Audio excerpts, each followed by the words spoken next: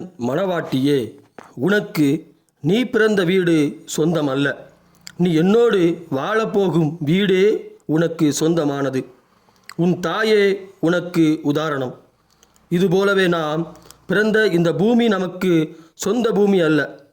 நீயும் நானும் மணவாளனாம் இயேசு கிறிஸ்துவுடன் வாழப்போகும் பரலோகமே நமக்கு சொந்த பூமியாகும். அதனால் உலகத்துக்குரியவைகளை அல்ல, மேலானவைகளையே தேட வேண்டும். ஏனென்றால் உலகத்துக்குரியவைகளை விட்டுவிட்டு போக வேண்டியதாகுமே.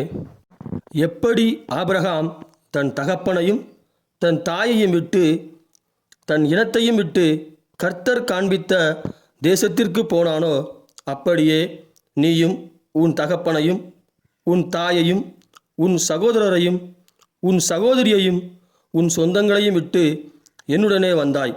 அப்படியே கிறிஸ்துவின் மணவாட்டிகளாகிய நீயும் நானும் நம் சிந்தைகளிலேயும் நம் நினைவுகளிலேயும் சொந்தமாக்கி வைத்திருந்த உலக காரியங்களை விட்டு நம் மணவாளனாம் கிறிஸ்துவுடனே கூட நாம் ஏறிப்போவது நமக்கும் நம் பிள்ளைகளுக்கும் அவசியமாம். இந்த அவசியமானதையே வாழ்நாள் முழுவதும் தேட வேண்டும். ஆதாமுக்காக கர்த்தர் உண்டாயிருக்கவில்லை, கர்த்தருக்காக ஆதாம் உண்டாக்கப்பட்டான். அதனாலே ஆதாம் கர்த்தருக்குரிய எல்லாவற்றிலும் அவருக்கு கீழ்ப்படிந்திருப்பது ஆதாமின் மேல் விழுந்த கடமை. அப்படியே ஏவாளுக்காக ஆதாம் உண்டாக்கப்படாமல் ஆதாமுக்காக ஏவாள் உண்டாக்கப்பட்டபடியால் ஏவாள் ஆதாமுக்குரிய எல்லாவற்றிலும் அவனுக்கு கீழ்ப்படிந்திருப்பது ஏவாள் மேல் விழுந்த கடமை. இந்தபடியே சாராள் ஆபிரகாமை ஆண்டவன் என்று சொல்லி ஆபிரகாமுக்கு எல்லாவற்றிலையும் கீழ்ப்படிந்திருந்தாள். என் சாராளும் எனக்கு கீழ்ப்படிந்திருப்பது அவள் மேல் விழுந்த கடமை. இதிலும் மேலாக நீயும் நானும் நம் மணவாளனாகிய கிறிஸ்துவுக்காக உண்டாக்கப்பட்டபடியால் கிறிஸ்துவுக்குரிய எல்லா காரியத்திலும் நாம் அவருக்கு கீழ்ப்படிந்திருப்பது நம்மேல் விழுந்த முதலாவது கடமையும் மேலான கடமையுமாம். கர்த்தர் உண்டாகவும் இல்லை, உண்டாக்கப்படவும் இல்லை, இருக்கிறவராகவே இருக்கிறார். ஆதாமிலிருந்து மண் உண்டாக்கப்படாமல் மண்ணிலிருந்து ஆதாம் உண்டாக்கப்பட்டபடியால் அவன் மண்ணுக்கு திரும்புகிறான். ஏவாளிலிருந்து ஆதாம் உண்டாக்கப்படாமல் ஆதாமிலிருந்து ஏவாள் உண்டாக்கப்பட்டபடியால் அவள் ஆதாமிடத்திற்கு திரும்புகிறாள். எப்படியெனில் கர்த்தர் ஆதாமின் விலா எலும்புகளில் ஒன்றை எடுத்து அதை ஏவாளாக்கினார். அந்த விலா எலும்பு மீண்டும் ஆதாமிடம் திரும்ப வேண்டியதாக இருக்கிறது. இதனாலே என் விலா எலும்பாகிய நீ எங்கே இருந்தாலும் மீண்டும் என்னிடமாய் திரும்ப வேண்டியதாயிற்று. நீ என் எலும்பும் என் மாம்சமுமாய் இருப்பதினால் என் கிரியையை நீ செய்ய வேண்டியது கட்டாயமும் ஆயிற்று. நாம் நம் மணவாளனாகிய கிறிஸ்துவானவரை தெரிந்து கொள்ளவில்லை. உலக தோற்றத்திற்கு முன்பே கிறிஸ்துவானவர் நம்மை மணவாட்டியாய் தெரிந்து கொண்டபடியால் நாம் மணவாளனாகிய கிறிஸ்துவானவரிடம் திரும்ப வேண்டியதாயிற்று. நான் கிறிஸ்துவுடைய சரீர அவயங்களில் ஒன்றாயிருப்பதினாலும் நீ எனக்குள் இருப்பதினாலும் நாம் இருவராகிய ஒருவர் இருவராய் கிறிஸ்துவின் கிரியைகளை செய்ய வேண்டியது கட்டாயமாகவும் கட்டளையாகவும் ஆயிற்று. ஆதாம் தனிமையாய் இருப்பது நல்லதல்ல என்று கர்த்தர் கண்டபொழுது ஏவாளை அவனுக்கு மணவாட்டியாய் கொடுத்தார். அதுபோலவே நான் தனிமையாயிருப்பது நல்லதல்ல என்று கர்த்தர் கண்டபொழுது உன்னை எனக்கு மணவாட்டியாய் தெரிந்து கொடுத்தார். அப்படியே குமாரனாகிய கிறிஸ்துவும் தான் தனிமையாயிருப்பது நல்லதல்ல என்று என்னையும் உன்னையும் மணவாட்டியாய் தெரிந்து கொண்டார். என் மணவாட்டியே, நான் உன்னை பார்த்து இதை செய்யாதே என்று சொன்னால் செய்யாதிருக்கிறாய், இதை செய் என்றால் அதை செய்கிறாய். இப்படி என் வார்த்தைக்கு கீழ்ப்படிந்து எனக்கு ஏற்ற மணவாட்டியாய் நடந்து கொள்கிறது போல நாம் மணவாளனாகிய கிறிஸ்துவானவரின் வார்த்தைக்கும் நாம் மனப்பூர்வமாய் கீழ்ப்படிந்து அவருக்கு ஏற்ற மணவாட்டியாய் நடந்து கொள்ள வேண்டும். இதற்காகவே நாம் தேவனுடைய வார்த்தையை அறிந்திருக்கிறோம். ஏவாளை கர்த்தர் ஆதாமுக்கு துணையாக உண்டாக்கினார். அதுபோலவே உன்னையும் கர்த்தர் எனக்கு துணையாக உண்டாக்கினார். இவைகள் போலவே உன்னையும் என்னையும் கர்த்தர் கிறிஸ்துவுக்கு துணையாக உண்டாக்கினார். ஆதாமை ஏவாளுக்கு துணையாக உண்டாக்காமல் ஏவாளையே ஆதாமுக்கு துணையாக கர்த்தர் உண்டாக்கினபடியால் ஏவாள் அவனுடைய மரண பரியந்தம் அவனுக்கு உண்டான இன்பத்திலும் துன்பத்திலும் தாழ்விலும் உயர்விலும் அவனை விட்டு பிரியாமல் அவனை தனிமையில் விடாமல் அவனுக்கு துணையாயிருப்பது போல நீயும் எனக்கு துணையாக உண்டாக்கப்பட்டபடியால் அப்படியே நடந்து கொள்வாயாக. இவைகள் போலவே மணவாட்டிகளாகிய நீயும் நானும் கிறிஸ்துவுக்கு துணையாக உண்டாக்கப்பட்டமே தவிர மணவாட்டிக்கு துணையாக மணவாளன் உண்டாக்கப்படவில்லை. கிறிஸ்துவுக்காக நாம் உண்டாக்கப்பட்டமே தவிர நமக்காக கிறிஸ்து உண்டாயிருக்கவில்லை. இவ்விதமாக இருப்பதினாலே நம் மணவாளனாகிய கிறிஸ்து இயேசுவினாலே உனக்கும் எனக்கும் வருகிற துன்பத்திலும் இன்பத்திலும் தாழ்விலும் உயர்விலும் மணவாளனை விட்டு பிரியாமல் அவரை தனிமையில் விடாமல் அவருக்கு துணைவியராய் இருப்பது அவசியம். அப்பொழுது மணவாளன் உன்னையும் என்னையும் மணவாட்டியாய் கொண்டதற்காய் வெட்கப்படாமல் நம்மை குறித்து அறிக்கை பண்ணுவார், பாக்கியவதி என்பார்.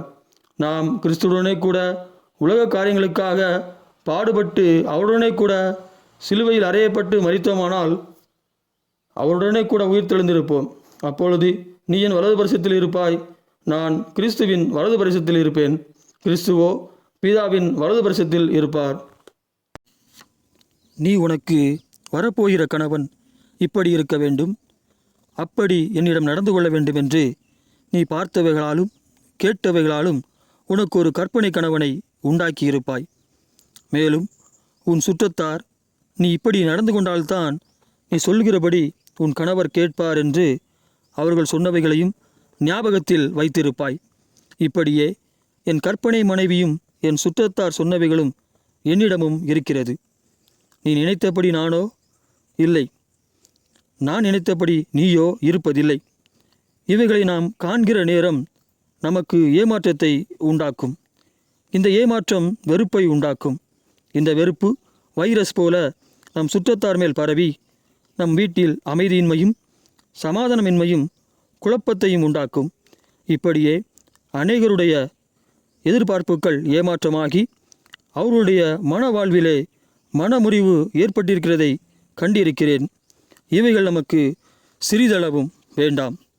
அதனால் உன்னுடைய கற்பனை கணவனையும் என்னுடைய கற்பனை மனைவியையும் திருப்பி எடுத்துக்கொண்டு வர முடியாத தூரத்தில் எறிந்துவிட்டு நாம் இருவரும் புதிதாய் ஒருவரை ஒருவர் சந்திப்பது போல சந்தித்து பொறுமையாய் நீ என்னையும் நான் உன்னையும் புரிந்து கொள்ள முயற்சிப்போம். இதற்காக சில சண்டைகளும் சில இன்பமான நிகழ்வுகளும் சில சோகமான நிகழ்வுகளும் உதவி செய்யும். இவைகளுக்கு நாம் நன்றி கடன் பட்டிருக்கிறோம். இந்த அற்ப முயற்சி வளர்ந்து நீ நினைப்பவற்றை நானும் நான் நினைப்பவற்றை நீயும் சொல்லத்தக்கதாக உணர்ந்து கொள்ளத்தக்கதாக நம் இருவருடைய இருதயமும் ஒருமித்து தண்ணீருக்கு முகம் ஒத்திருக்குமா போல் நாம் இருவருடைய இருதயமும் ஒத்திருக்கும். இப்படியே நம் மணவாளனாகிய கிறிஸ்துவை புரிந்து கொள்ள முயற்சித்து அவருடனே கூட நம் இருதயம் ஒருமித்து இருக்கும்படி வாழ்வாங்கு வாழ்வோமாக. அப்பொழுது நீ வேண்டிக் கொள்கிற எவைகளோ அவைகள் உனக்கு உண்டாயிருக்கும். தேவனாகிய கர்த்தர் தாம் படைத்த எல்லா ஜீவசந்துக்கும் ஆதாம் என்ன பெயரிடுவான் என்று பார்க்கும்படிக்கு அவனிடத்தில் கொண்டு வந்தார். ஆதாம் அவைகளுக்கு என்ன பெயரிட்டானோ அவைகளே அவைகளுக்கு பெயராயிற்று. பெயரிடும் முழு உரிமையும் புருஷனுக்கே உடையது. கர்த்தர் பெயரிடுவதற்கு ஏவாளிடம் கேட்காததினால் பெயரிடும் உரிமை ஆதாமுக்கே உரியது. இதுவே ஆதி முதலாயிருக்கிற தேவ சட்டம் என்று அறிந்து ஆதாம் கர்த்தருக்கு கீழ்ப்படிந்திருப்பது போல ஏவாள் ஆதாமுக்கு கீழ்ப்படிந்திருந்தாள். தேவதூதன் எலிசபெத்திடம் யோவான் என்று பெயரிடுவாயாக என்று சொல்லாமல் எலிசபெத்தின் புருஷனாகிய சகரியாவிடமே சொன்னான். குழந்தைக்கு பெயரிடும் முழு உரிமையும் புருஷனுக்கு இருக்க அதே தேவதூதன் யோசேப்பிடம் சென்று இயேசு என்று பெயரிடுவாயா என்று சொல்லாமல் முதலாவது மரியாளிடமே குழந்தையின் பெயரை வெளிப்படுத்தினான். இப்படி இருக்க தேவ சட்டத்தை எப்படி புரிந்து கொள்ள வேண்டுமென்றால் மரியாள் யோசேப்பிடம் தேவதூதன் குழந்தைக்கு இயேசு என்று பெயரிடுவாயாக என்று சொல்லியிருக்கிறார். நீர் குழந்தைக்கு என்ன பெயரிட மனதாயிருக்கிறீர் என்று மரியாள் யோசேப்பிடம் சொல்ல யோசேப்பு கர்த்தருக்கு கீழ்ப்படிந்தபடியால் தேவதூதன் மரியாளிடம் சொன்ன பெயரையே குழந்தைக்கு வைத்தான். இக்குழந்தைக்கு பெயரிடும் உரிமை மரியாளின் புருஷனாகிய யோசேப்புக்கு இல்லை. அதனாலே குழந்தையின் பெயர் முதலாவதாக மரியாளிடம் வெளிப்படுத்தப்பட்டது. அப்படியானால் இந்த வேதாகம நிகழ்வு முன்பு சொன்ன தேவ சட்டத்திற்கு எதிராக உள்ளது என நினைக்கையில் மரியாளிடம் பிறந்த குழந்தையாகிய இயேசுவானவர் யோசேப்பின் குமாரன் அல்ல என்கிற உண்மை உனக்கு தெரியப்படுத்துகிறேன். அவர் யோசேப்பின் குமாரர் என்று எண்ணப்பட்டார், அவ்வளவுதான். மற்றவர்களால் இயேசுவாகிய அந்த குழந்தை யோசேப்பின் குழந்தை என்று எண்ணப்பட்டது. பரிசுத்த ஆவியானவர் அப்படித்தான் எழுதியிருக்கிறார். குழந்தையாகிய இயேசு யோசேப்பின் வித்து அல்ல, அது பிதாவின் ஒரே பேரான குமாரன். அதனாலே அக்குழந்தைக்கு பெயரிடும் முழு உரிமையும் யோசேப்புக்கு உரியதல்ல, அது பிதாவுக்கே உரியது. பிதாவின் வித்தை மரியாள் சுமந்ததினால் குழந்தையின் பெயரை யோசேப்புக்கு முன்னதாக மரியாளுக்கு சொல்லப்பட்டது. தேவனுடைய வார்த்தைகள் முரண்பாடுடையவைகள் அல்ல, அது எழுதப்பட்ட விதமாய் அதற்கு கீழ்ப்படிந்திரு. ஆமேன். ஏவாள் ஆதாமுக்கு பெயரிடாமல் ஆதாமே ஏவாளுக்கு பெயரிட்டான். மணவாளனே மணவாட்டிக்குரிய பெயரை தெரிந்து கொண்டான். ஆதாமே ஏவாளுக்கு பெயரிட்டு அழைத்தான்.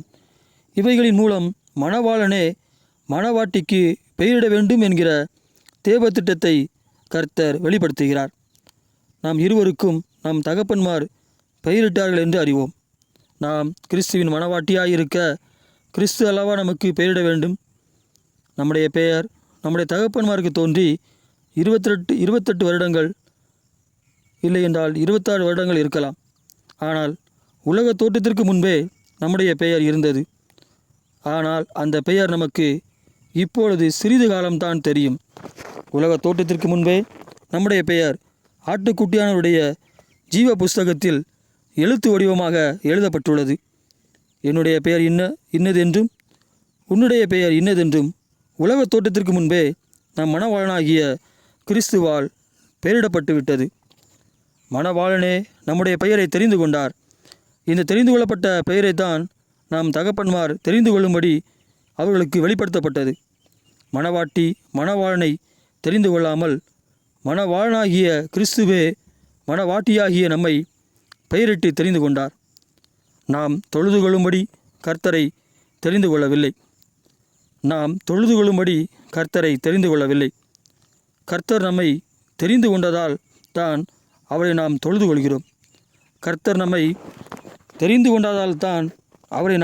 கொள்கிறோம். கிறிஸ்து இயேசு நம்மை பெயரிட்டு தெரிந்து கொண்டபடினாலும் நான் அவருடைய சரீர அவயங்களில் ஒன்றாய் இருப்பதினாலும் நான் அவரை போலாக வேண்டும். நீ என் எலும்பாய் எனக்குள் இருக்கிறபடியால் நீ என்னுடையவள் என்று சாட்சியிட என்னை போலாக வேண்டும். நீ எனக்குள்ளும் நாம் கிறிஸ்துவின் அவயங்களுமாய் இருக்கிறபடினாலும் நாம் கிறிஸ்துவின் மணவாட்டி என்று சாட்சியிட கிறிஸ்துவை போலாக வேண்டும். மேலும் நாம் அவரை மறுமையில் இருக்கிற விதமாய் தரிசிக்கப் போவதால் நாம் அவரை போல் ஆக வேண்டியது கட்டாயம். இன்னும் பரிசுத்தமாகிக் கொண்டே இருப்போம். நீ எனக்கு மனைவியானவுடனே உன்னுடைய பெயரின் முதலில் இருக்கிற உன் தகப்பனுடைய பெயரின் முதல் எழுத்து நீக்கப்பட்டு என்னுடைய பெயரின் முதல் எழுத்து சேர்க்கப்படும். அது எதை குறிக்கிறது என்றால், நீ எனக்கு சொந்தமானவளாகிவிட்டாய் என்பதை குறிக்கிறது. நீ எனக்கு உரிமையானவள் என்று அந்த முதல் எழுத்து முத்திரையிடுகிறது. அதற்கு முன்பு நீ எனக்கு மனைவியாக போகிறவள் என்று ஒரு உடன்படிக்கையால் நிச்சயிக்கப்பட்டு இருக்கிறாய். குறிக்கப்பட்ட மணநாள் வரும் வரையில் உடன்படிக்கையை மீறாமல் உன் மணவாளனாகிய எனக்காக காத்து கொண்டிருக்கிறாய். இதுபோலவே ஆட்டுக்குட்டியானவரின் கல்யாணத்தின் போது என்னுடைய பெயரின் முதலில் இருக்கும் என் தகப்பானுடைய பெயரின் முதல் எழுத்து நீக்கப்பட்டு இயேசுவினுடைய பெயரின் முதல் எழுத்து சேர்க்கப்படும். நீ எனக்குள் இருப்பதினால் நாம் அவருக்கு சொந்தமாகிவிட்டோம். நாம் அவருக்கு உரிமையானவளாகிவிட்டோம். அதற்கு முன்பு தேவனுடைய வார்த்தைகளுக்கு கீழ்ப்படிந்து அதனால் உண்டாகிற நற்கிரியைகளால் நாம் கிறிஸ்துவுக்கு மணவாட்டியாக போகிறவர்கள் என்று அடையாளமிடப்படுகிறோம். அதனால் கல்யாண நாளின் இந்த அடையாள வஸ்திரமில்லாதவர்களாய் போய் கைவிடப்பட்டவர்களாகாதபடிக்கு முடிவு பரியந்தம் இந்த கல்யாண வஸ்திரத்தை விட்டு கொடுக்காதபடிக்கு காத்து கொள்வோமாக. தேவனாகிய கர்த்தர் முதலாவது ஏவாளை உண்டாக்காமல் ஆதாமை உண்டாக்கி அவனை ஏதேன் தோட்டத்திற்கு அழைத்து கொண்டு வந்து அவனிடத்தில் தன்னுடைய கட்டளைகளையும் பிரமாணங்களையும் நியமங்களையும் வெளிப்படுத்துகிறார். தேவனாகிய கர்த்தர் முதலாவது ஆதாமிடம் மட்டுமே தெரிவிக்கிறார். அப்பொழுது ஏவாள் அங்கு இல்லை, ஏனெனில் அவள் இன்னும் உண்டாக்கப்படவில்லை. பின்பு ஏவாள் உண்டாக்கப்பட்ட பின்பு ஆதாம் ஏவாளுக்கு கர்த்தருடைய எல்லா பிரமாணங்களையும் கட்டளைகளையும் நியமங்களையும் கற்றுக் கொடுக்கிறான். அவள் ஆதாமிடமிருந்து கற்றுக்கொள்கிறாள். இவ்விதமாய் ஏவாள் கர்த்தருடைய கற்பனைகளை அறிந்து கொள்கிறாள். இப்படியே மனைவியானவள் புருஷனுடைய பாதத்தில் அமர்ந்து கர்த்தருடைய பிரமாணங்களையும் நியமங்களையும் கட்டளைகளையும் வசனங்களையும் அமைதலுடைய கற்றுக்கொள்ள வேண்டும். இவைகள் போலவே நாம் கிறிஸ்துவனுடைய மனவாட்டிகளாய் இருப்பதினால் நம் மணவாளனுடைய பாதத்தில் அமர்ந்து அவருடைய கட்டளைகளையும் வசனங்களையும் பிரமாணங்களையும் பயபக்தியுடன் கூடிய அமைதலுடைய கற்றுக்கொள்ள வேண்டும். ஆதாம் ஏதேனிலே தனிமையாயிருந்து கர்த்தருடைய வார்த்தைக்கு கீழ்ப்படிந்திருந்தான். ஆதாம் தனிமையாயிருப்பது நல்லதல்ல என்று தேவனாகிய கர்த்தர் கண்டு அவனிலிருந்து ஏவாளை உண்டாக்கி ஆதாமுக்கு துணையாக கொடுத்தார். அதுவரையில் ஆதாம் தனிமையில் ஒருவனாய் கர்த்தருக்கு கீழ்ப்படிந்திருந்தான். இனி ஆதாம் தேவனுடைய வார்த்தைக்கு கீழ்ப்படிய ஏவாள் துணையாக கொடுக்கப்பட்டாள். அதாவது ஆதாம் தேவனுடைய வார்த்தைக்கு கீழ்ப்படிவதற்கு ஏவாள் துணை செய்ய வேண்டும். அதுதான் ஏவாளுடைய கடமை. ஆதாம் தேவனுடைய வார்த்தைக்கு கீழ்ப்படிய அவனுக்கு உடனடியாயிருந்தாள். எப்படியெனில் ஒரு நாள் ஆதாம் ஏவாளிடம், நாம் தினமும் அந்த நன்மை தீமை அறியத்தக்க விருட்சத்தினை கடந்து செல்கிறோமே, ஒரு நாள் அதை தொட்டு பார்க்க வேண்டுமென்று சொல்ல, ஏவாள் ஆதாமிடம், உமக்கு பைத்தியம் பிடித்து விட்டதா? உம் தேவனாகிய கர்த்தர் அதை குறித்து தொடவும் கூடாது என்று உமக்கு கட்டளையிட்டிருக்க நீர் இப்படி அறிவின்மையாய் சிந்திப்பானேன்? உம்முடைய ஜீவனுக்கும் என்னுடைய ஜீவனுக்கும் விரோதமாய் இனி நீர் இப்படி சொல்லாதிருப்பீராக என்று சொல்லி ஆதாம் தேவனுடைய வார்த்தைக்கு கீழ்ப்படிவதற்கு ஏற்ற துணையாய் இருந்தாள். பின்னொரு நாளில் ஆதாம் ஏவாளிடம், சர்ப்பத்திடம் என்ன பேசிக்கொண்டிருந்தாய் என்று கேட்க, ஏவாள் ஆதாமிடம், ஏதேன் தோட்டத்தை குறித்து நம் தேவனாகிய கர்த்தர் நமக்கு இட்ட கட்டளைகளை குறித்து கேட்டான். நான் அதை அவனுக்கு சொல்லி கொண்டிருந்தேன் என்றாள். அதற்கு ஆதாம் ஏவாளிடம், சர்ப்பத்தை குறித்து எச்சரிக்கையாயிரு. தேவனாகிய கர்த்தர் உன்னை எனக்கு தந்த நாள் கொண்டு அவனோடு பேசுவதையும் பழகுவதையும் வெகுவாய் குறைத்து கொண்டதால் அவன் உன்மீது பொறாமை கொண்டிருக்கிறான். அவன் தந்திரமுள்ளவன். அவன் தந்திரத்தினால் உன்னை என்னிடமிருந்து பிரிக்க ஏதாவது சூழ்ச்சி கொண்டிருப்பான். அவன் உன்னை வஞ்சியாதபடிக்கு எச்சரிக்கையாயிருந்து அவன் வருகையில் அவனை விட்டு விலகு என்று சொல்லி, இப்படி ஒருவருக்கொருவர் புத்தி சொல்லிக்கொண்டு தேவனுடைய வார்த்தைக்கு இருவருமாய் கீழ்ப்படிந்திருந்தார்கள். இவர்கள் போலவே நீ எனக்கு துணையாளியும் உடனாளியுமாயிருந்து நான் தேவனுடைய வார்த்தைக்கு கீழ்ப்படியும்படியாய் எப்பொழுதும் எச்சூழ்நிலையிலும் கீழ்ப்படிதலை நான் பிசாசானவனுக்கு விட்டு கொடுக்காதபடிக்கு நீ எனக்கு உதவி செய்கிறவளாய் இருக்க வேண்டும்.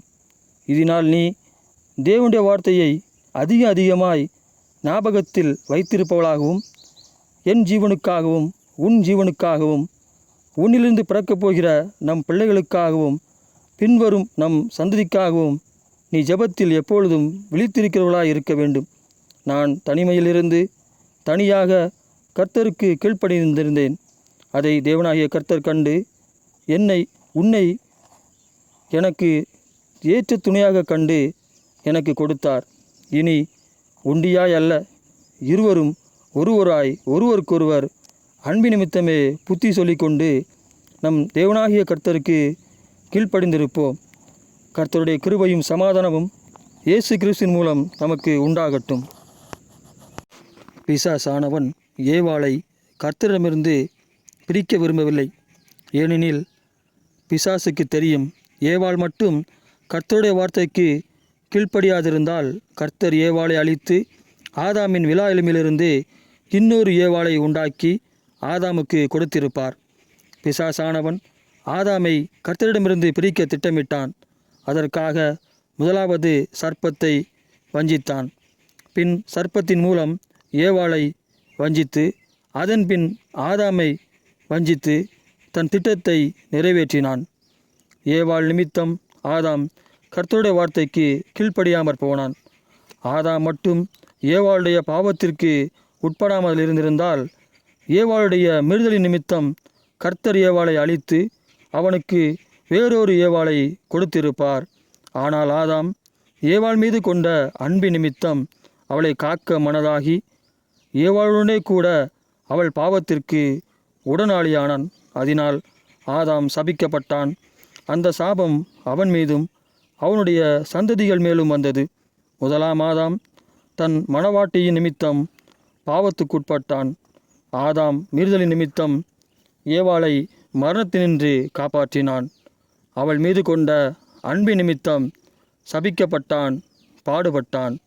நாமும் ஏவாளைப் போல தேவனுடைய வார்த்தைக்கு கீழ்ப்படியாமற் போனோம். உலகம் தன் அழகினால் வலைவிரித்த பொழுது அதன் ஆசை இச்சைகளை இன்பமென கருதி உலகத்துடன் பொழுதுபோக்குவதை நல்லதென்று கண்டு இவைகளின் நிமித்தம் கர்த்தருடைய வார்த்தைகளுக்கு செவிகொடாமல் உலக வாழ்க்கையின் மீது ஆவல் கொண்டு நம் சுற்றத்தார் போல் வாழ உடன்பட்டு கர்த்தருடைய வார்த்தைக்கு கீழ்ப்படியாமற் போனோம். அது நிமித்தம் நாம் கர்த்தருடைய கோபத்திற்கு உள்ளாகி கர்த்தர் நம்மை இல்லாமற் போகும்படி அழிக்க சித்தம் கொண்டு தம் கையை நம் மீது நீட்ட நினைத்த போது நம் மணவாளனாகிய இயேசு கிறிஸ்து தன் மணவாட்டிகளை மரணத்தினால் அழிந்து போகாமற் காக்கும்படிக்கு நமக்காக நம் பிதாவிடம் வேண்டுதல் செய்தார். ஆதாம் ஏவாள் மீது கொண்ட அன்பினால் அவளுடைய பாவத்திற்கு அவன் உட்பட்டது போல இவர் நம்முடைய பாவத்திற்கு உட்படாமல் நம் பாவங்களை எல்லாம் அவர் தோளின் மீது சுமந்து பிதாவினிடத்தில் நமக்கு இரக்கம் உண்டாகும்படி நம் மீறல்களை அவர் மீது ஏற்றுக்கொண்டதால் அவர் நமக்காக பாவமானார். அவர் உலகத்தில் பாவம் எதுவும் செய்யவில்லை, நமக்காக பாவமானார். நம்முடைய பாவங்களை அவர் ஏற்றுக்கொண்டபடினால் பாவங்களின் நிமித்தம் மரணத்திற்குட்பட வேண்டியதாயிற்று. நம் மீறல்களினால் அவர் அடிக்கப்பட்டார், துன்பப்பட்டார், அவமானப்படுத்தப்பட்டார், சபிக்கப்பட்டார், வேடிக்கையாக்கப்பட்டார், முகத்திலே துப்பப்பட்டார். கிறிஸ்துவானவர் தம் மனவாட்டிகளாகிய ஏவாள் மீது கொண்ட காதலின் நிமித்தம் இவைகளையெல்லாம் சகித்து கொண்டார். ஏவாள்களின் நிமித்தம் அவளுடைய மணவாளன் சிலுவையிலே மரித்து அவளுக்கு நித்திய கால ஜீவனை அளிக்கும்படி உயிர்த்தெழுந்தார்.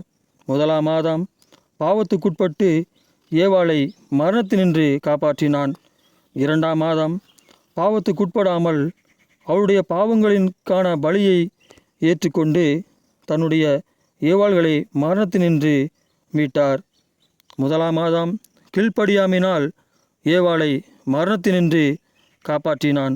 இரண்டாம் ஆதாம் கீழ்ப்படிதலினாலே ஏவாள்களை மரணத்தினின்று மீட்டார்.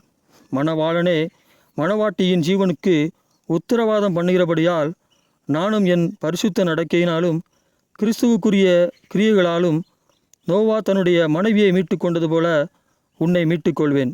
நான் தேவனுடைய ராஜ்யத்திற்குள் விலா எலும்பு இல்லாதவனாய் போகாதபடிக்கு என் விலா எலும்பாகிய உன்னை அழைத்துச் செல்வேன். ஆனால் நீ லோத்தின் மனைவியைப் போல இல்லாதிருப்பாயாக. ஏனெனில் லோத்தின் நிமித்தமாக அவனுடைய மனைவி ஜீவனுக்காக ஓட தான் விட்டு வந்த உலகத்தை பின்னிட்டு திரும்பி பார்த்து உப்பு தூணானாள். பின்னிட்டு பாராதே என்னும் தேவனுடைய வார்த்தைக்கு கீழ்ப்படியாமையினால் அவள் லோத்துடனே கூட ஜீவனை சுதந்திரித்து கொள்ளாமற் போனாள். அப்படி நீ செய்யாதிருப்பாயாக. நீ என்னோட கூட ஜீவ பாதையில் ஓடி வரும்போது நீ விட்டு வந்த உலக காரியங்களை, உலக பெருமையை நீ பரலோகத்திற்கு எடுத்துக்கொண்டு வர முடியாத அழகானவர்களாக இருந்தாலும் சரி, இன்பமானவர்களாக இருந்தாலும் சரி, விலை மதிப்புள்ளவர்களாக இருந்தாலும் சரி, உன் உறவினர்களாலும் சரி, அவைகளை பின்னிட்டு பாராமல் உனக்கு முன்பாக வைக்கப்பட்ட ஜீவனுக்கேதுவான சுதந்திரத்தை அடையும்படி முன்னானவைகளை நோக்கி என்னோட கூட ஓடிவா. சாத்தான் முதலாவது ஏவாளிடம் வந்து அவளுடைய பரிசுத்தத்தை குலைச்சலாக்கி அதனால் ஆதாமுக்கும் ஏவாளுக்கும் இடையே உள்ள இணைப்பை உடைத்து ஆதாமை ஒண்டியாய் ஓடவிட்டு பின் கிறிஸ்துவின் மணவாட்டியாகிய ஆதாமை கர்த்தரிடமிருந்து பிரித்து அவருக்கு மணவாட்டியாகாதபடி செய்வது பிசாசானுடைய பெரிய திட்டம். ஏவாள் தேவனுடைய வார்த்தைக்கு மீறாத வரைக்கும் ஆதாமுக்கு மீறுதல் உண்டாகவில்லை. அவள் தேவனுடைய வார்த்தைக்கு கீழ்ப்படியாமற் போனபோது ஆதாமும் பாவத்திற்குட்பட்டு கீழ்ப்படியாமையின் பிள்ளைகளுக்கு தகப்பனானான். இருவரும் ஒரு மனதாய் கர்த்தருடைய வார்த்தைக்கு கீழ்ப்படிந்தபோது பிசாசானவனால் ஒன்றும் செய்ய முடியவில்லை. அதனால் ஒருவருடைய மனதை உடைக்க நினைத்தான். அவர்கள் இருவரில் பலவீனமான பாண்டம் யார் என்று கண்டு ஏவாளிடம் வந்து அவளை வஞ்சித்தான். அதன் பின்பு ஏவாளின் வஞ்சகத்திற்கு ஆதாமும் உடன்பட்டான். அதுவரையில் அவன் தேவனுடைய வார்த்தைக்கு கீழ்ப்படிந்திருக்க ஏவாள் அவனுக்கு ஏற்ற துணையாய் இருந்தாள். அதனால்தான் முதலாவது அந்த துணையை உடைத்தான். ஏவாள் தெளிந்த புத்தியோடு விசுவாசத்திலும் அன்பிலும் பரிசுத்தத்திலும் நிலைத்திருந்தால் அவள் வஞ்சிக்கப்பட்டிருக்க மாட்டாள். ஏவாள் வஞ்சிக்கப்படுவதற்கு முன் தெளிந்த புத்தியோடு விசுவாசம், அன்பு, பரிசுத்தம் உடையவளாய் இருந்தாள். விசுவாசம். என் தேவனாகிய கர்த்தர் அந்த விருட்சத்தை குறித்து என்ன சொன்னாரோ அது உண்மைதான். அதில் எந்த மாற்றமும் இல்லை. அந்த வார்த்தையில் உறுதியாய் தரித்து நிற்பேன். அவர் பொய் சொல்கிறவர் அல்ல.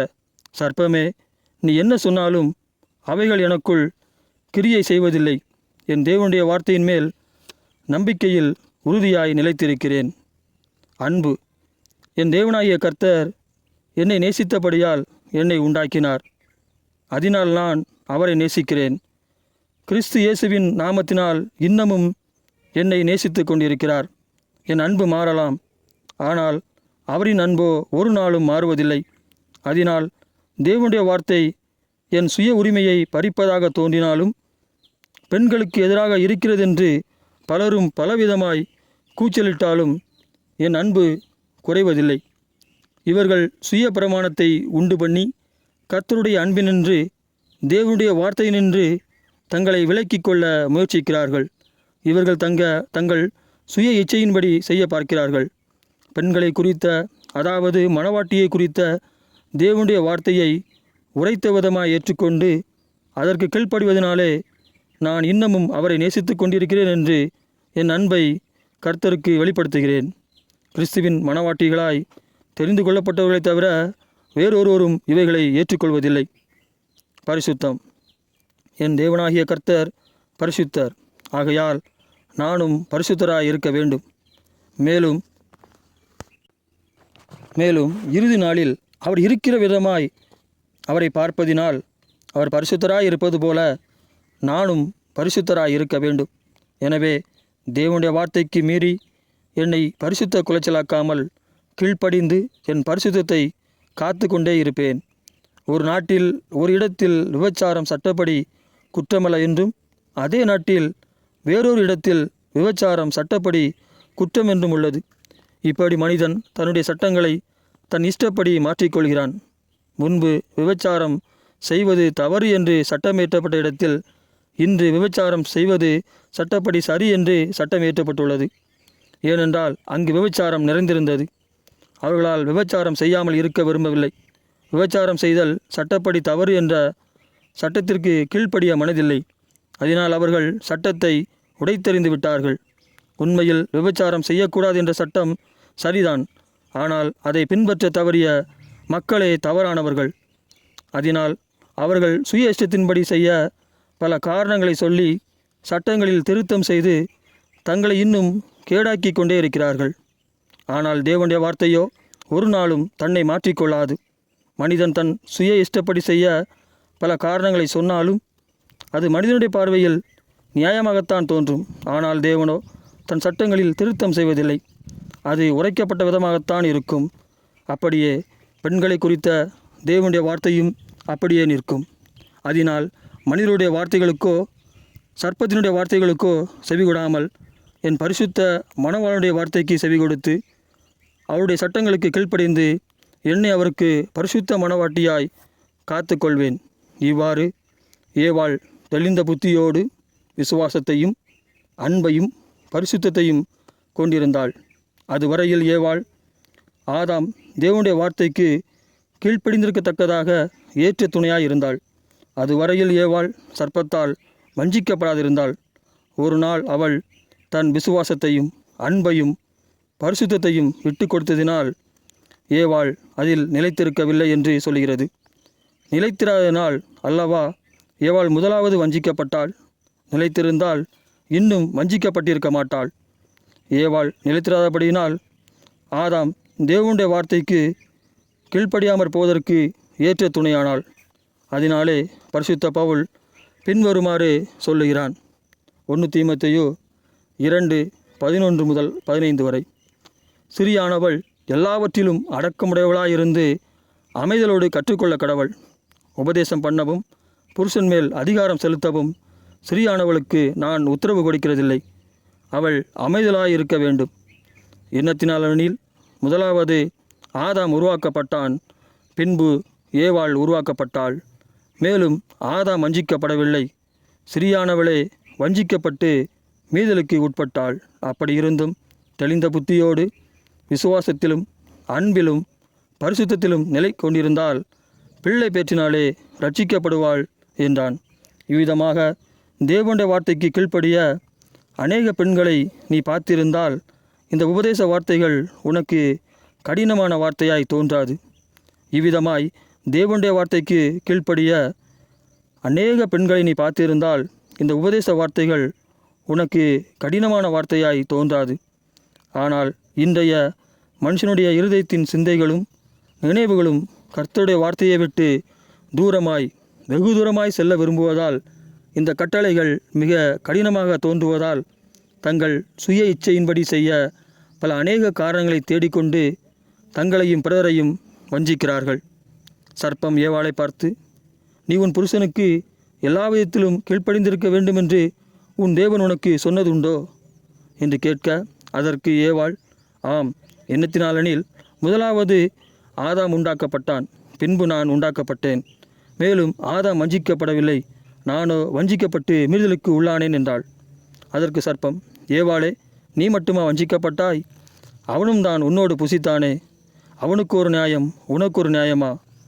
இப்பொழுது வஞ்சிக்கப்பட போகிற ஏவாள் தன் விசுவாசத்தையும் அன்பையும் பரிசுத்தத்தையும் விட்டு கொடுத்து உலகத்துடன் பல அநேக காரியங்களை தேடிக்கொண்டு தங்கள் சுய இச்சைக்கேற்ற போதகங்களை தேடிக்கொண்டு சர்ப்பம் அவர்களை வஞ்சிக்கும்படி சர்ப்பத்தின் வார்த்தைகளுக்கு செவி கொடுத்து தேவனுடைய வார்த்தைக்கு விரோதமாய் கெட்டு போகிறார்கள்.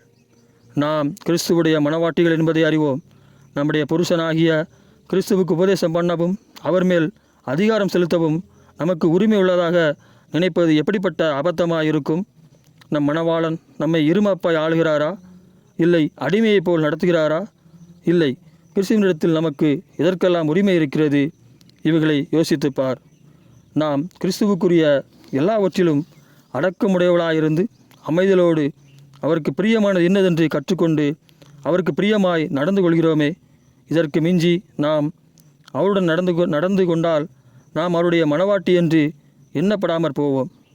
நாம் ஆவிக்குரிய மனவாட்டியாயிருந்து நம்முடைய ஆவிக்குரிய மனவாளனுக்கு கீழ்ப்படிந்திருப்பது போல சரீரப்பிரகாரமான மனவாட்டியும் தன்னுடைய சரீரப்பிரகாரமான மனவாளனுக்கு கீழ்ப்படிந்திருக்க வேண்டுமென்று பரிசுத்த ஆவியானவர் பவுல் மூலமாய் தெரியப்படுத்துகிறார். சர்ப்பமானது ஏவாளிடம் வந்து கனியை புசிக்கும்படி நேரடியாக சொல்லாமல் அவளே அந்த கனியை புசிக்கும்படியான ஒரு விருப்பத்தை மாத்திரம் அவளுக்குள் நுழைத்தான். ஏனெனில் ஏவாள் தெளிந்த புத்தியுள்ளவளாய், விசுவாசமுள்ளவளாய், அன்புள்ளவளாய், பரிசுத்தமுள்ளவளாய் இருந்தாள்.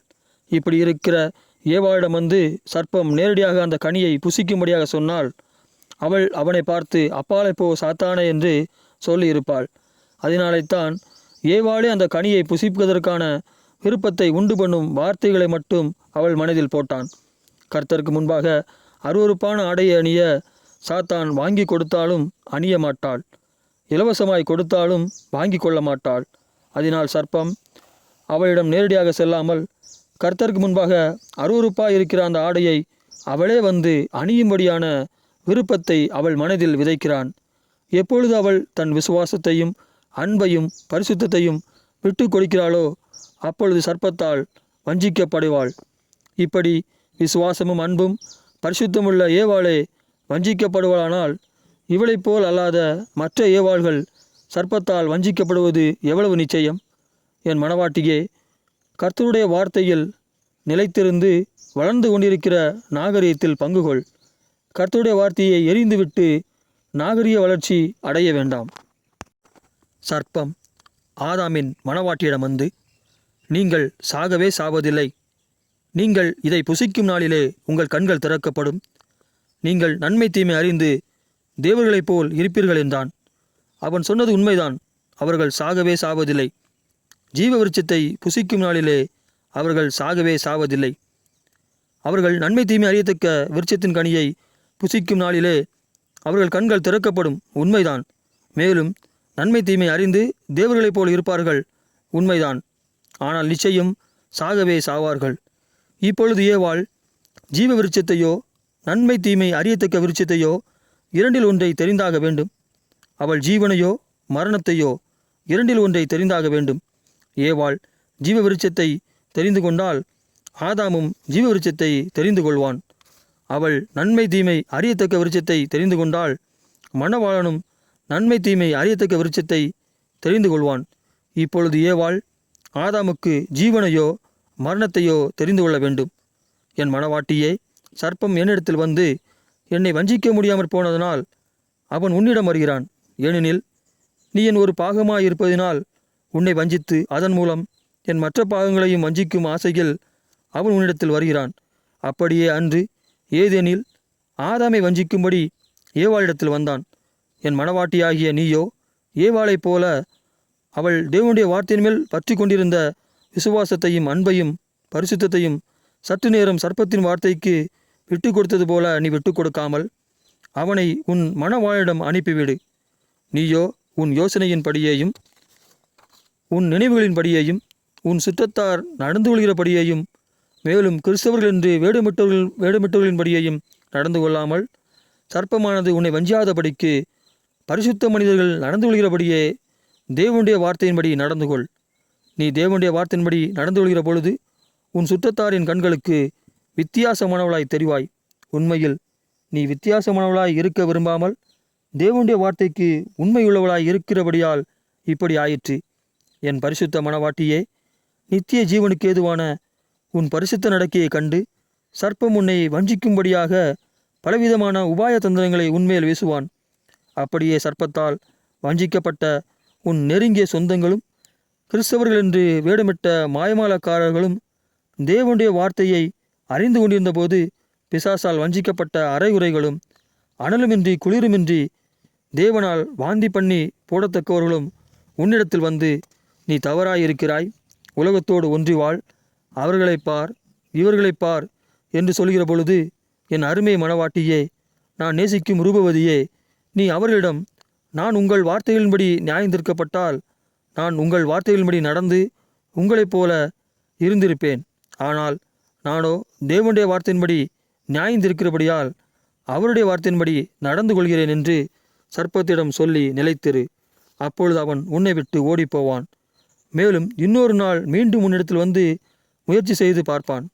நீயோ தேவனுடைய வார்த்தையின் மேல் கொண்டிருக்கிற உன் விசுவாசத்தையும் அன்பையும் பரிசுத்தத்தையும் சற்று நேரம் கூட சர்ப்பத்திற்கு விட்டு கொடுத்து விடாதே. உன் மணவாளன் உனக்கு நித்திய ஜீவனை அளிக்கும்படி ஜீவ விருட்சத்தை தெரிந்து கொண்டிருக்கிறார்.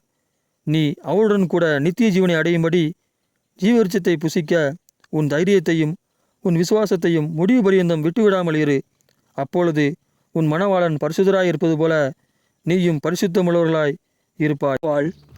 ஒரு ஆப்பிள் பழத்தை புசிக்கிற பொழுது அதில் பாதியை எடுத்து தன் புருஷனாகிய ஆதாமுக்கு கொடுத்தாள். அப்படியே மாதுளம், திராட்சை, பேரீச்சை இன்னும் பலவற்றையும் ஒரு கடி உனக்கு மறுகடி எனக்கு என்று பகிர்ந்து கொண்டார்கள். என்னே ஒரு அன்பு! இது ஒரு நல்ல காதல். இவர்கள் இப்படி நடந்து கொண்டு ஒருவருக்கொருவர் அன்பை வெளிப்படுத்துகிறார்கள். நம்முடைய கலாச்சாரங்களும் முன்னோர்களின் பழக்க வழக்கங்களும் சில இஸ்ரவேலின் தேவனுடைய வார்த்தைகளோடு நெருங்கிய தொடர்பு வைத்திருக்கிறது. இன்றைக்கும் சிலர் நேற்றைய பூட்டி பாட்டிகள் எல்லாம் புருஷன் சாப்பிட்ட பின்புதான் சாப்பிடுவார்கள். இதிலும் மேலாக அவர் சாப்பிட்ட தட்டில்தான் அந்த கழுவாத எச்சில் பருக்கைகள் உள்ள தட்டில்தான் சாப்பிடுவார்கள். மேலும் கணவன் சாப்பிட்டு வைத்த மீதியை தான் சாப்பிட்டார்கள். இது பெண் கொடுமை. பெண்களின் சம உரிமை பறிக்கப்படுகிறது. பெண்கள் அடிமைகளாக நடத்தப்படுகிறார்கள் என்று அநேகர் பெண்களுக்கு ஆதரவாக குரல் கொடுப்பதாக நினைத்து பெண்களுக்கு எதிராகவே குரல் கொடுக்கிறார்கள். இவர்கள் பிரிந்து போக பார்க்கிறார்கள். பிரிந்து போக எண்ணம் கொள்கிறவன் எவனும் தன் இச்சையின்படி செய்ய பார்க்கிறான் என்று நீதிமொழிகள் 18:1 இவ்விதமாக வேதம் உரைக்கிறது. உண்மையில் இவர்கள் தங்கள் இஷ்டப்படி நடந்து கொள்ளவே விரும்புகிறார்கள். இவர்களிடத்தில் அன்பு இல்லாமல் இல்லை. இவர்கள் அன்பை இவ்விதமான போதனைகளுக்கும் கருத்துக்களுக்கும் அடகு வைத்து விட்டார்கள். இன்றைய பெண்களில் ஒரு சிலரும் நேற்றைய பெண்களில் பெரும்பாலானோரும் தங்கள் புருஷனுக்காக காத்திருந்து பகிர்ந்து உண்டனர். அவர்களுக்கு பிள்ளைகள் பிறந்த பொழுதும் அவர்கள் பகிர்ந்து உண்ணும் அன்பில் குறைவு இல்லை. அவர்கள் பிள்ளைகள் வளர்ந்த பொழுதும் அவர்கள் பிள்ளைகளின் பிள்ளைகளை கண்ட பொழுதும் அவர்கள் பகிர்ந்து உண்ணும் அன்பு குறையவில்லை. என்னே ஒரு காதல்! இது ஒரு உண்மையான காதல், மரணம் வரை தோற்காத பரிசுத்த காதல், வெற்றியுள்ள காதல், புரிதலுள்ள காதல், கசப்புகளை எல்லாம் இனிமையாக்கின காதல். இவர்கள் இப்படி நடந்து கொண்டு நாம் பாராட்டும்படியான அன்பையும் நாம் முன்மாதிரியாக எடுத்துக்கொள்ளத்தக்க அன்பையும் வெளிப்படுத்துகிறார்கள். புருஷன் வெளியில் இருக்கையில் அவள் சாப்பிடாமல் காத்து கொண்டிருப்பாள். சீக்கிரம் செல்ல வேண்டும் என்று அவன் மனம் அவனுக்குள் பேசிக்கொண்டு அவள் மீது அலைபாய்ந்து கொண்டிருக்கும். அப்படியே அவளும் அவர் எப்பொழுது வருவார் என்று காத்து கொண்டு இருப்பாள். அவள் விழிகள் அவர் வருகையின் சத்தத்தை கேட்க ஆர்வம் கொண்டிருக்கும். இது உண்மையான அன்பின் உணர்ச்சிகள். இது இளம் ஜோடிகளாய் இருக்கும் மாத்திரத்தில் அல்ல, முதுமையிலும் இருக்கும். இது மரணம் வரை தொடரும். என்னே ஒரு முன்னோர்களின் அன்பின் பழக்க வழக்கங்கள்! புருஷனுக்கு சீக்கிரம் வீடு திரும்ப வேண்டும் என்ற நினைவு போன் செய்வதால் அல்ல, பகிர்ந்துண்ணும் அன்பினாலே அவன் இருதயத்திற்குள் ஊடுகிறது. கணவன் வெளியூர் பயணம் சென்றிருக்க அவன் தனியாக சாப்பிடுகிற வேளையிலே நான் இல்லாமல் அவள் சாப்பிட மாட்டாளே என்று அவன் ஏங்க, அவள் நான் இல்லாமல் அவர் சாப்பிட்டிருக்க மாட்டாரே என்று அவள் ஏங்க, தொலைபேசி ஒலிக்க நீ சாப்பிட்டாயா என்று பேசிக்கொண்டு சாப்பிட மனமில்லாமல் அரைகுறை உணவை எடுத்துக்கொள்ளும் மீதி பசியை அவன் அன்பிற்காக சேர்த்து வைக்க வீடு திரும்பியதும் சாப்பாட்டு வேளையில் அவர்கள் அன்பின் உணர்ச்சியை என் எழுதுகோளால் எழுதிவிட முடியவில்லை.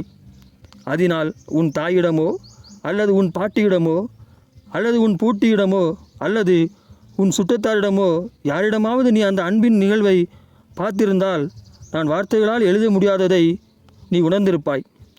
இதில் எங்கே பெண் கொடுமை, எங்கே சுய உரிமை மீறுதல், எங்கே அடிமைத்தனம் உங்களுக்கு எங்காவது தெரிகிறதா? மேலும் ஒன்றை சொல்லுகிறேன். கணவன் சாப்பிட வர நேரமாக அவள் சாப்பிட்டு விட்டால் பின்பு அவன் வந்து நீ சாப்பிட்டாயா என்று கேட்டுவிட்டு இவனும் சாப்பிட்டு செல்வான். இரவில் அவன் வீட்டிற்கு வர நேரமாக சிலர் நீ சாப்பிட்டு தூங்கி என்று சொல்ல வேறு சிலர் அவள் சாப்பிட்டு தூங்கியிருப்பாள், இன்னும் கொஞ்ச நேரம் கழித்து போகலாம் என்று அவன் நினைப்பான். இது கொஞ்ச காலம்தான். பின்பு அவள் பாட்டுக்கு சாப்பிட இவன் அவன் பாட்டுக்கு சாப்பிட இரவில் வீட்டிற்கு வந்தால்தான் மனைவி என்கிற நினைவு வரும். இங்கு எங்காவது அன்பின் உணர்ச்சி இருக்கிறதா? இந்த பகிர்ந்துண்கிற அன்பு இல்லாததினால் அவர்களிடையே உள்ள கசப்புகள், வாக்குவாதங்கள் வளர்ந்து கொண்டே போகிறது. வீட்டுக்கு செல்ல வெறுப்பு, அவளுடனே பேச அவனுக்கு வெறுப்பு, அவனுடைய பேச அவளுக்கு வெறுப்பு, சந்தோஷமில்லை, சமாதானமில்லை, அன்பு இல்லை.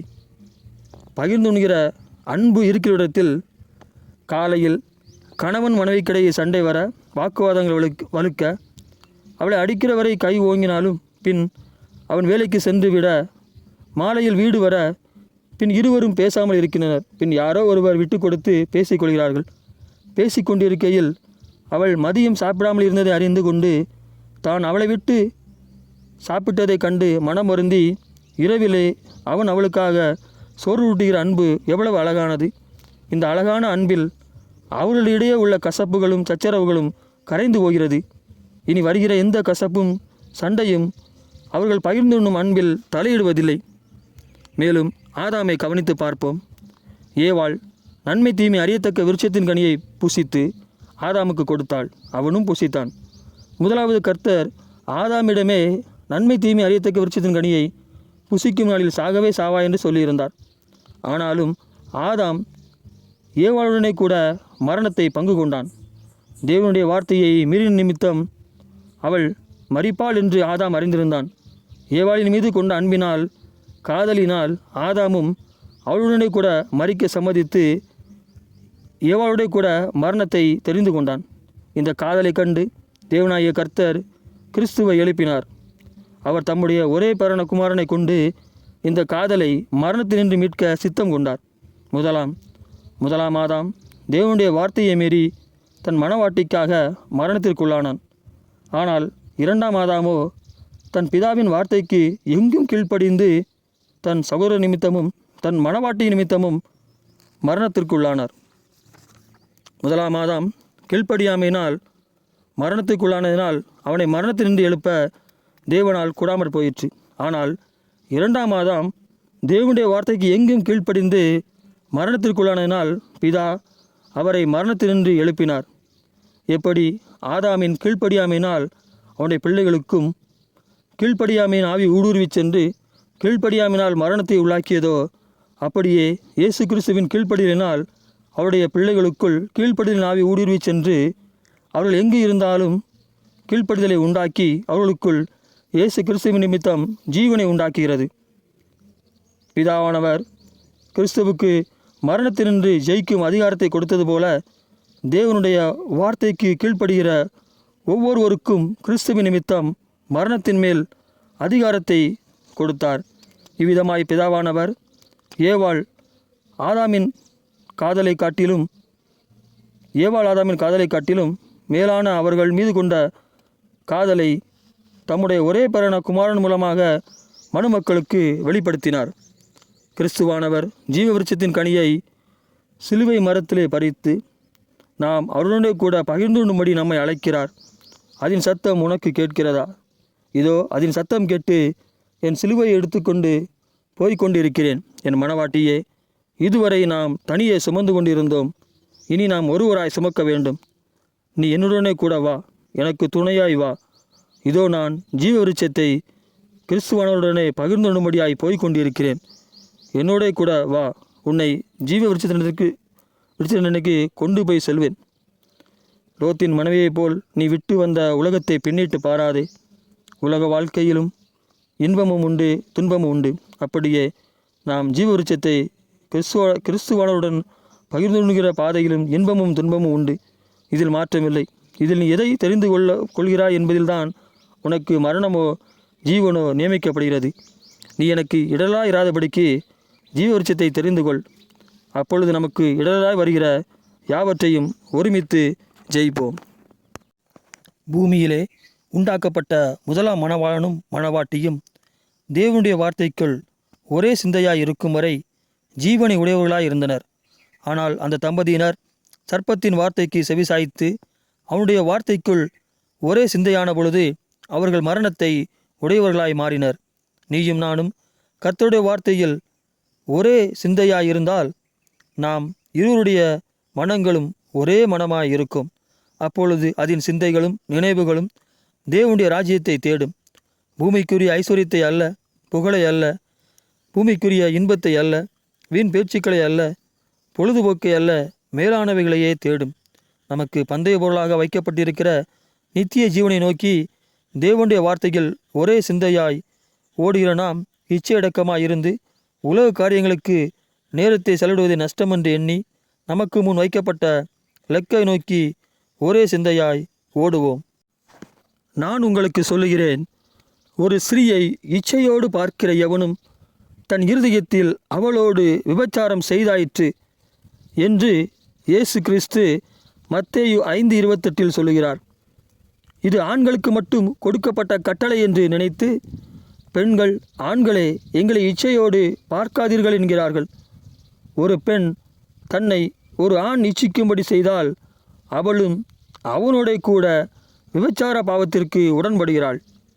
அவள் அவனை தன்னை இச்சிக்கும்படி தூண்டியதால் அவளும் அந்த ஆணுடனே கூட விபச்சார பாவத்திற்கு பங்காளியாகிறாள். ஒரு கடையில் ஒரு பொருள் நன்றாக அலங்கரிக்கப்பட்டு ஜோடிக்கப்பட்டு நல்ல நறுமணம் வீசும் திரவியம் பூசப்பட்டு வைக்கப்பட்டிருக்க அது பார்ப்பவருடைய கண்களை ஈர்த்து அதை வாங்கும்படி தூண்டும். அது அப்படி மற்றவர்களை கவரும்படிதான் அலங்கரிக்கப்பட்டுள்ளது. நறுமண திரவியமும் பூசப்பட்டுள்ளது. உண்மையில் அந்த பொருள் மற்றவர்களை இச்சிக்கும்படி தூண்டி வாங்கச் செய்கிறது. அதை ரசிக்கிறவர்கள் மற்றவர்களிடத்திலும் அதை பற்றி சொல்லுவார்கள். அவர்கள் அந்த கடையின் வழியே செல்கிற பொழுது அவர்களையும் இச்சைக்கு தூண்டுகிறது.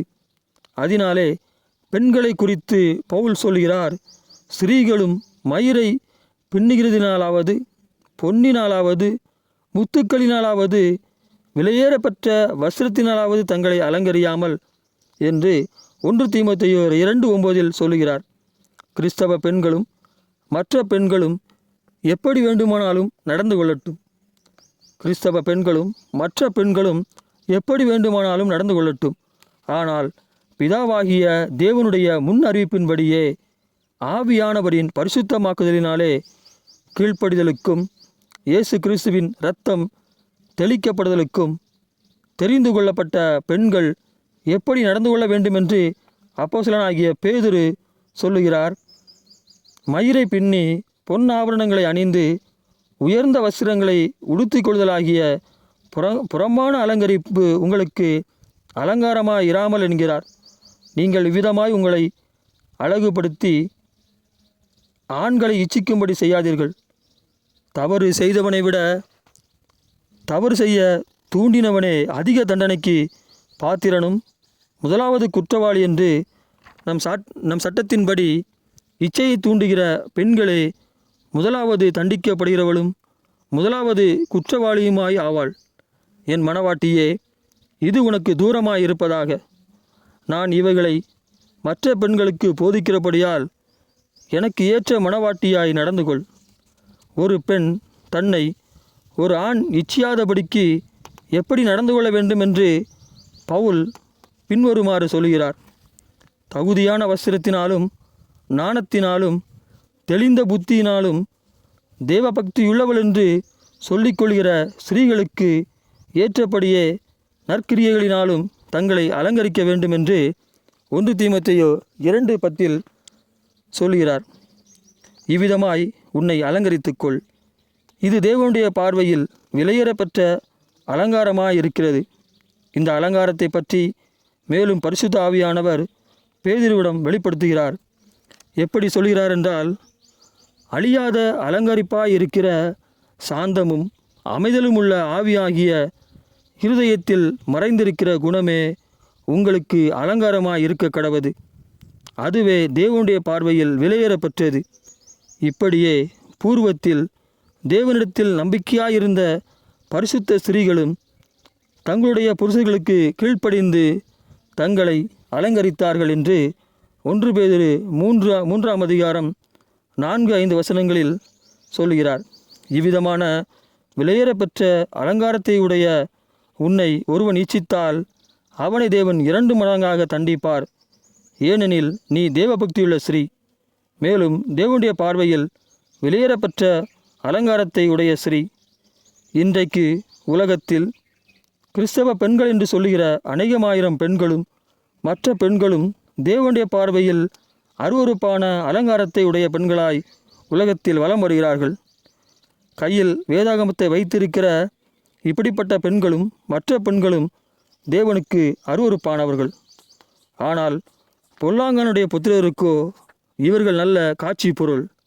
இச்செய்தியை கேட்டு ராஜ்யத்தின் குமாரத்திகள் பிசாசினால் வஞ்சிக்கப்பட்டதை அறிந்து இனி தேவனுடைய வார்த்தையின்படி நடந்து கொள்வார்கள். ஆனால் பொல்லாங்கானுடைய பிசாசின் குமாரத்திகளோ கீழ்ப்படியாமையினால் அவர்களை அவர்களுடைய பிசாசின் குமாரர்கள் இச்சிக்கும்படியாக நடந்து கொள்வார்கள். ஏனெனில் உலகத்தை விபச்சார மையமாக்கி நோவாவின் காலத்திற்கும் லோத்தின் காலத்திற்கும் இழுத்து செல்ல வேண்டுமல்லவா? இவர்கள் வஞ்சிக்கப்பட்டதை அறியாமல் இருக்கிறார்கள். கர்த்தருடைய வார்த்தையை கையில் வைத்திருக்கிற பெண்களே, அநேகமாயிரம் பேர் வஞ்சிக்கப்பட்டால் கர்த்தருடைய வார்த்தையை அறியாத பெண்கள் எவ்வளவாய் வஞ்சிக்கப்பட்டிருப்பார்கள். இவர்களே இப்படி நடந்து கொண்டால் இவருடைய குமாரர்களும் குமாரத்திகளும் எப்படி நடந்து கொள்வார்கள்? இவர்களை குறித்து, இந்த ஆடுகளை குறித்து, இந்த ஆடுகளை மேய்ப்பவனாகிய பிஷப், குருமார்கள், சபை ஊழியர்கள், மூப்பர்கள், கர்த்தருடைய ஊழியக்காரர் என்று சொல்லுகிறவர்கள் இந்த ஆடுகளை, தங்களுக்கு ஒப்புவிக்கப்பட்ட ஆடுகளை ஜீவ தண்ணீரண்டைக்கு திருப்பி கொண்டு வராமல் சாத்தானுடைய தோட்டத்தில் மேய விடுகிறார்கள். இவர்கள் நாங்கள் எப்பொழுது இப்படி செய்கிறோம் என்கிறார்கள். இவர்கள் அமைதியாயிருந்து அதிகாரம் இருந்தும் பிசாசின் தோட்டத்தில் மரணத்தை மேய்கிற இவர்களை கண்டுகொள்ளாமலும் கண்டியாமலும் திருப்பி கொண்டு வராமலும் சபையை விட்டு நீக்காமலும் மௌனமாய் இருப்பதினாலே அப்படி செய்கிறார்கள் என்று வெளியரங்கமாகவே தெரிகிறது. இவர்கள் பிஷப், குருமார்கள், சபை ஊழியர்கள், மூப்பர்கள், கர்த்தருடைய ஊழியக்காரர் என்று சொல்லிக் கொள்கிறவர்கள் அந்த தோட்டக்காரனாகிய பிசாசனுடனே கூட உடன்படிக்கை செய்து கொண்டு கிறிஸ்துவுடனான தேவனுடைய வார்த்தையுடனான ஜீவனுக்கு ஏதுவான உடன்படிக்கையை முறித்து போட்டார்கள். இவர்கள் அந்த ஆடுகளுக்கு முன் தங்களை கர்த்தருடைய ஊழியக்காரர் போல் யூதாசை போல் காண்பித்துக் கொள்கிறார்கள். அந்த ஆடுகளும் அதை நம்பி அவர்களுக்கு பின் சென்று அவர்களுடனே கூட மரணத்திற்கு உள்ளாகிறார்கள். இப்படி நித்திய ஜீவனுக்கு ஏதுவாய் அழைக்கப்பட்டவர்களை, நித்திய ஜீவனுக்கு நெருங்கி வந்தவர்களை மரணத்திற்கு உள்ளாக்கி கொண்டிருக்கிற இவர்கள் கர்த்தருடைய ஊழியக்காரர் என்று சொன்னால் எவ்வளவு அபத்தம்! நன்றாக யோசித்து பார்த்தால் இவர்கள் அந்தி கிறிஸ்துவின் கூலிப்படைகளேயன்றி வேறு யார்? என் மனவாட்டியே, நீ இப்படிப்பட்டவர்களைப் போல நடந்து கொள்ளக்கூடாது என்றும், இப்படிப்பட்ட அந்தி கிறிஸ்துவின் ஆவிகளை நீ அறிந்து கொள்ள வேண்டும் என்றும், மேலும் தேவனுடைய வார்த்தையை மட்டுமே பின்பற்ற வேண்டும் என்று உனக்கு தெரியப்படுத்துகிறேன்.